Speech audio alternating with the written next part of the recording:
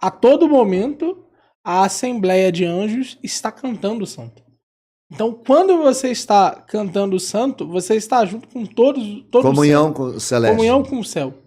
Então, o céu inteiro está cantando aquele santo. Você falou aí, meu, em quais são os dogmas da igreja? São vários. São vários. Tem 23 dogmas. Então, dependendo E eles têm alguma classificação de hierarquia? Tipo assim, esse é o dogma principal e o...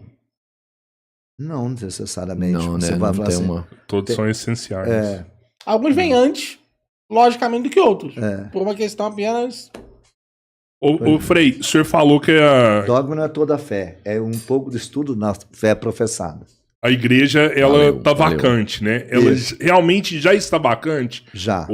Pra ela ficar vacante, o camelengo tem que fazer as perguntas pro Papa, né? Chamar ele Constatar, já fez. pelo nome 3 vezes, é isso Isso. mesmo, né? Isso já foi feito, Bate já. um martelinho, simbolicamente. Ainda bate com o martelinho? Ainda tem Todo isso esse aí? rito, a igreja, nessa parte ela é bastante conservadora. Pô, isso Depois é ele vai- bonito demais, né? Lindo, Você é chamar riqueza. o Papa 3 vezes pelo nome, assim, né? Pra Conservada. realmente Depois que constatar, divulga né? Que o caso, porque que ele morreu. Foi à tarde, né, que divulgou, não foi? Insuficiência e AVC. Não foi isso que... primeiro tem todo esse rito Tem interno. todo esse rito. Você Aí comunica depois- o falecimento para os fiéis Isso. cedo e quando confirma, você declara que a sé está vacante. Só depois que confirmado, que faz esse rito de chamar o Exato. Papa pelo nome. É o Papa, E quebrar o- chama pelo Francisco. Fala Exato, é Francisco, exato. né? E aí, depois que é comunicado pra... Da causa morte e tudo mais. Agora nós teremos outros ritos Então, até Tem. o conclave. Tem. Agora, o conclave, a convocação já fechou, não sei se você viu. Hoje à tarde lacrou a porta. Vocês assistiram? Não, Quando vi ele não. lacrou, hoje à tarde tá nos vídeos aí. E aí, esse faz parte disso. Agora, preparar o corpo. E aí, agora tem um detalhe. Porque o Papa pediu uma mudança. Todo o rito que tinha já não vai ser mais igualzinho era. Inclusive o lugar de sepultamento dele. Não vai ser sepultado na Basílica de São Pedro, mas Santa Maria Maior. Tem 4 basílicas papal em Roma. E ele escolheu a Basílica Santa Maria, porque é muito devoto. Todas as viagens que ele fazia, ele passava primeiro nesse templo e pediu para ser sepultado nesse local. Pediu ser sepultado e o corpo do Papa era exposto para o velório. Agora não vai ser. É dentro do caixão mesmo. Então ele vai colocar dentro do caixão que vai ser velado. Por qual motivo que ele fez Ele pediu, isso? talvez, o jeito dele simples ser, que ele pediu não ser diferente. Não, é porque Pra o que parecer acontece? mais como... É que o que acontece? Ele ficava exposto fora do caixão. Porque o que acontece? Dos próximos 3 dias, o que vai acontecer? O corpo vai ficar exposto para as pessoas poderem visitá-lo.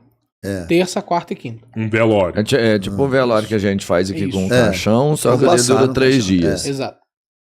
Depois disso, ele vai ser enterrado.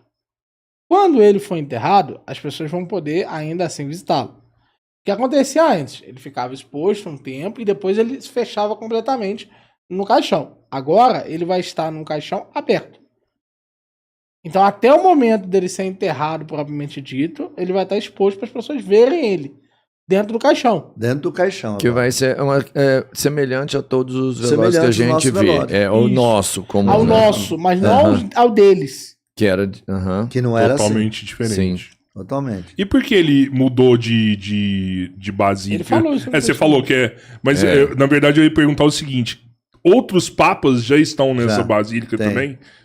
Todas as basílicas papais Tem têm alguns tem sepultados. papas. Mas fazia tempo, eu não me lembro bem o ano. Você lembra o ano que ele foi sepultado o último Papa lá? Faz mais de 200 anos isso.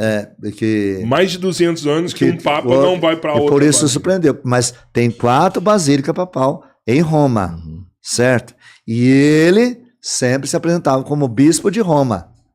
Então, aí foi coerente na mensagem dele. Então, é Santa Maria Maior, é São João do Latrão, São Pedro e São Paulo fora do muro. São essas 4 basílicas. Ele deixa algo escrito com Deixou. esses Deixou um desejos testamento. dele? Ele escreveu em 2022. Foi lido hoje, mas escreveu em 2022. 2022 ele já tinha feito já tinha isso. feito esse testamento. É testamento. E quem lê o testamento é o Camelengo. Isso. Deles. Ele que faz a leitura, e agora ele, digamos que ele é o papa interino da igreja. Não é um papa interino, porque ele não pode tomar boa parte das decisões. Ele é um tutor. O que acontece? Decisões administrativas ele só pode, né? tomar decisões ordinárias ou inadiáveis. Então, por exemplo, uma decisão que não é ordinária, mas era inadiável. Nós vamos ter a canonização de Carlo Acutis. Parece que não vai ter mais agora, né? Então, exatamente. Mudou. Foi suspenso. É uma coisa que não é ordinário. Não faz parte do magistério ordinário. Mas ainda assim, ele fez essa suspensão.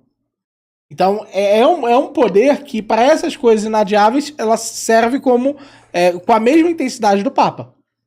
Para suspender. Significa que ele não vai ser canonizado? Não.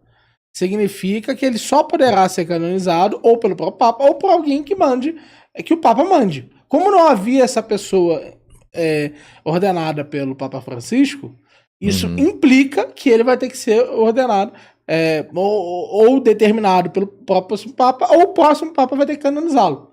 Ele vai ser canonizado, só foi adiado o processo de canonização. E o Camelengo, nesse caso, tem condições. Agora, vale dizer que nós estamos vivendo um jubileu. Sim. Um jubileu tem uma programação muito intensa. E o jubileu, pra quem não sabe, é interessante. O jubileu acontece de 25 em 25 anos. Esse jubileu, né, que é da encarnação.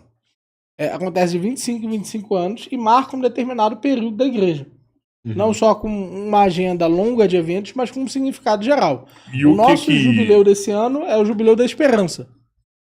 Mas tem jubileu extraordinário. Teve o jubileu da misericórdia, que ele proclamou o jubileu da misericórdia. Então, esse jubileu extraordinário do qual eu fiz parte, ele convocou padres do mundo inteiro, uma concentração com ele, em Roma. Nós éramos mais de 600 padres. Você esteve lá com ele? Sim, no jubileu, e recebi a função de ser o padre da misericórdia, que na verdade todos nós somos.